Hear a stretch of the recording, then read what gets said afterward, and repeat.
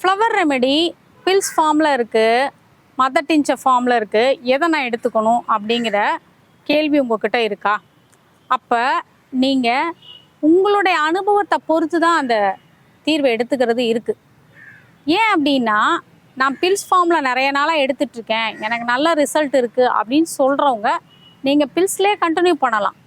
நான் சஜஸ்ட் பண்ணுறது mother tincture. அதை நீங்கள் அந்த லிக்விட் ஃபார்மில் இருக்கிறத தண்ணியில் கலக்கி கொடுக்கறது தான் நான் சஜஸ்ட் பண்ணுறேன். ஏன்னா இது சீக்கிரமாக உங்களுக்கு ரிசல்ட் கொடுக்குது. ரெண்டாவது, ரிசல்ட் வந்து ரொம்ப நேரத்துக்கு இருக்கவும் செய்யுது.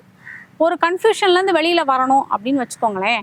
நீங்கள் எடுக்கிற தீர்வு கொஞ்சம் நேரத்துக்கு உங்களுக்கு ப்ரொலாங்டாக இருக்கணும் அப்படின்னா, நீங்கள் குடிக்கிற தண்ணியிலேயே பயன்படுத்தும் போது அந்த முழு நாளும் ஒரு குழப்பம் இல்லாமல் அமைதியான மனநிலையோட ஃபோக்கஸ்டாக உங்களால் ஒரு வேலையை செய்ய முடியும்.